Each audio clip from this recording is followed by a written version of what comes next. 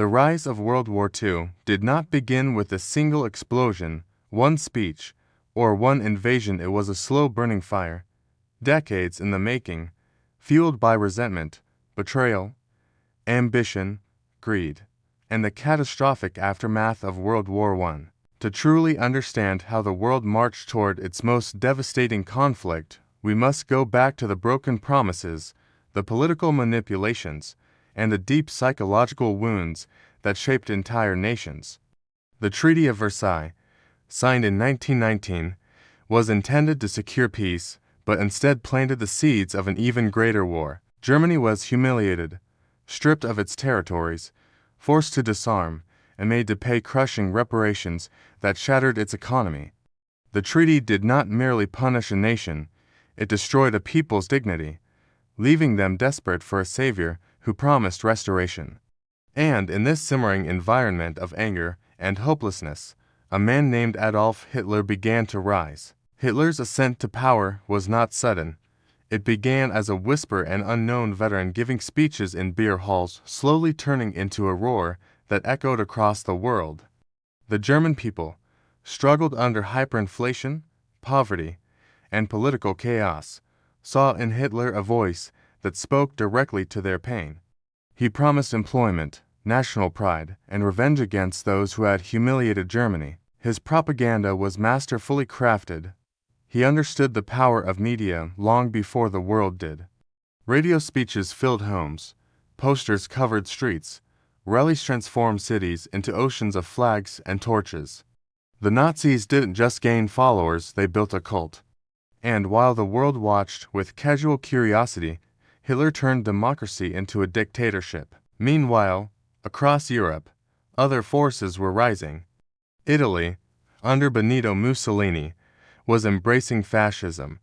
Japan was expanding aggressively across Asia, believing it was destined to rule the Pacific.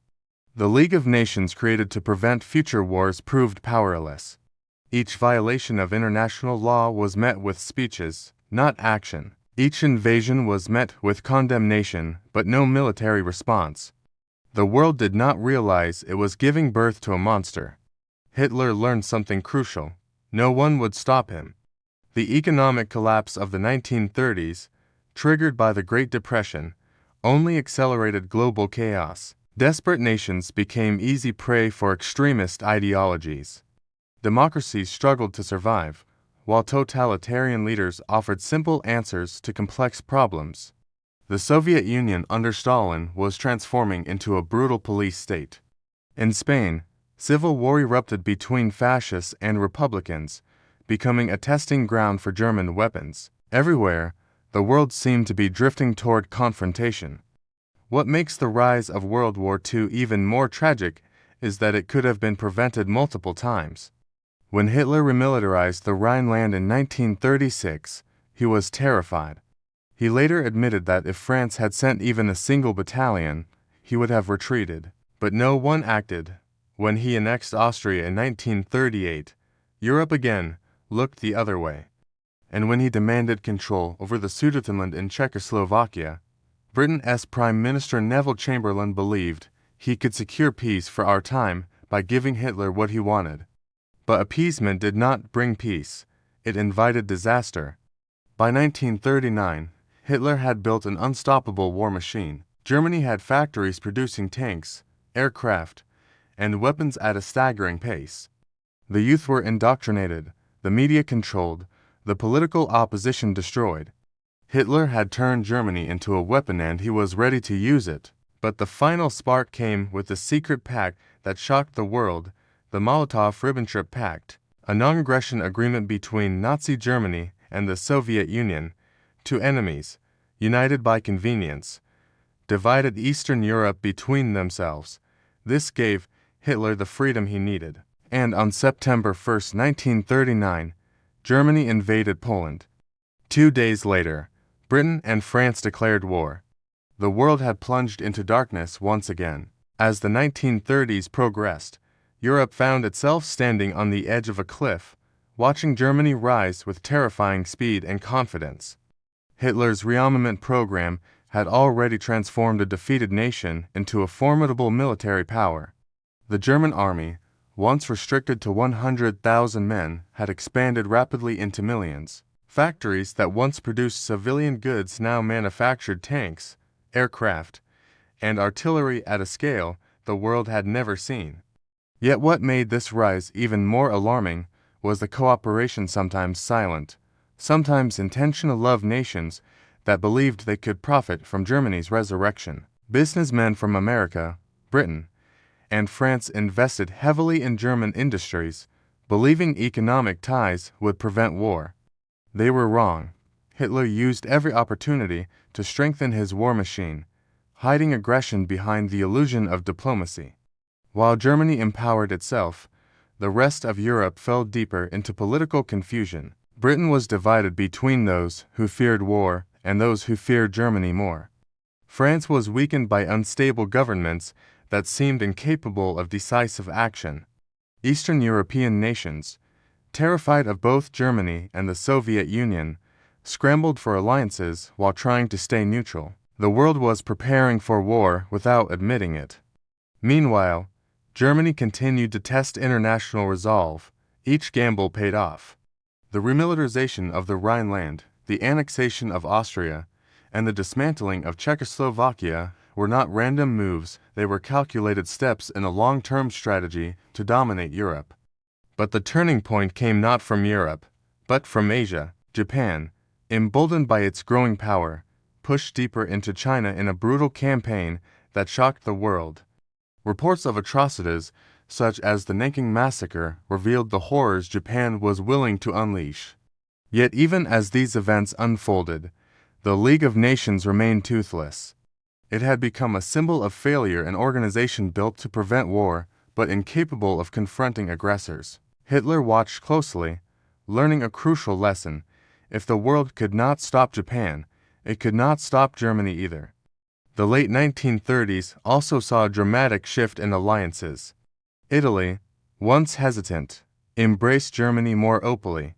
Mussolini admired Hitler's boldness and saw fascism as the future of Europe. Together, they forged the Rhine-Berlin Axis. Japan later joined, forming the Axis powers that would plunge the world into chaos. This alliance was not built on trust but on ambition. Each nation sought domination: Germany in Europe, Italy in the Mediterranean, Japan in Asia. Their cooperation was a matter of convenience, not loyalty. By 1939, the world was on a tightrope. Diplomats rushed to negotiate. Governments panicked. Intelligence agencies reported conflicting information. Civilians prayed war could still be avoided, but Hitler had already made his decision. His next move, Poland, would shatter whatever fragile peace remained. The invasion of Poland marked not just the beginning of World War II, but also a revolution in how war would be fought.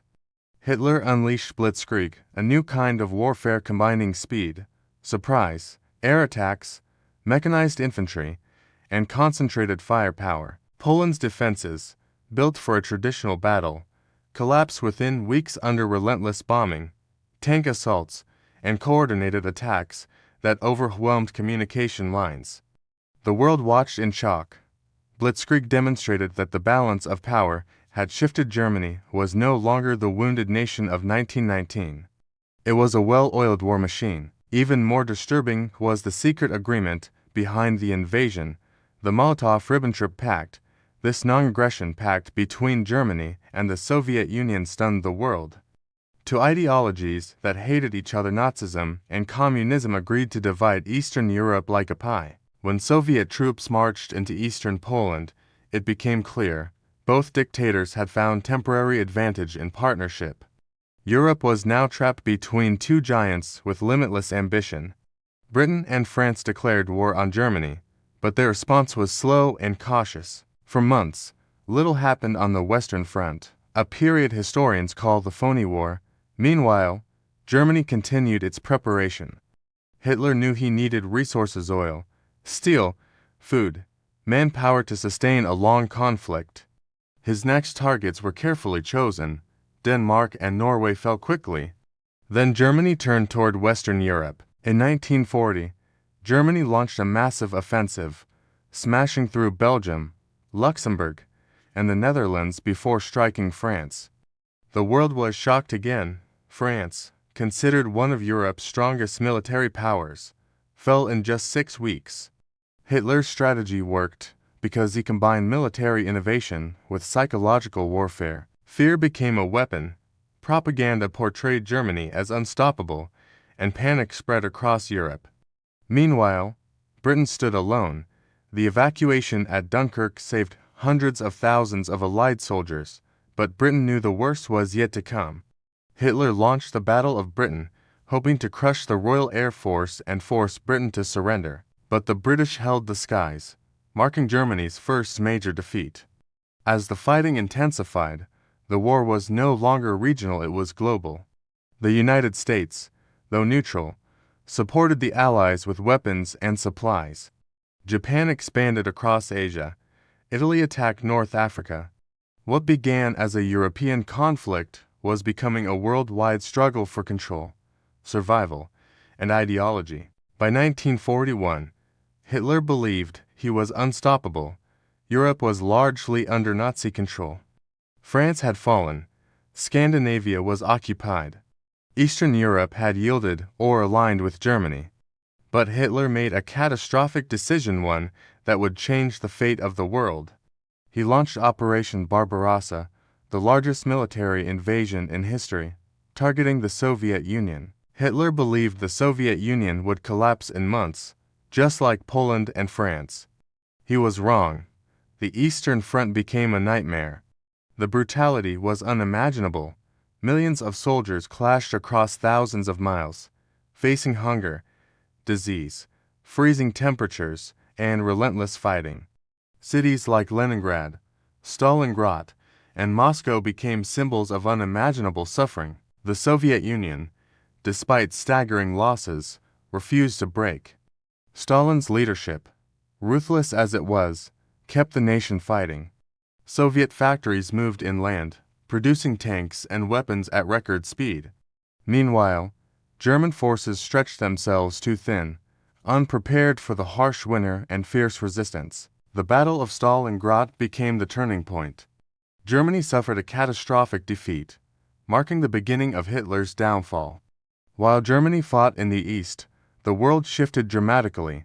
In December 1941, Japan attacked Pearl Harbor, dragging the United States into the war. Suddenly, the Axis powers faced the industrial might of America, the manpower of the Soviet Union, and the resilience of the British Empire. The balance of power was changing. The Allies began coordinating strategies, sharing intelligence, and pooling resources. Meanwhile, Axis forces suffered from overextension, poor communication, and a growing shortage of fuel and supplies. The war now became a battle not just of armies but of economies. The United States produced planes, ships, tanks, and ammunition on a scale the world had never seen. German cities were bombed relentlessly. Italy began collapsing. Japan faced increasingly fierce resistance across the Pacific. The once unstoppable Axis now found themselves on the defensive. By 1943, the tide of war had fully shifted.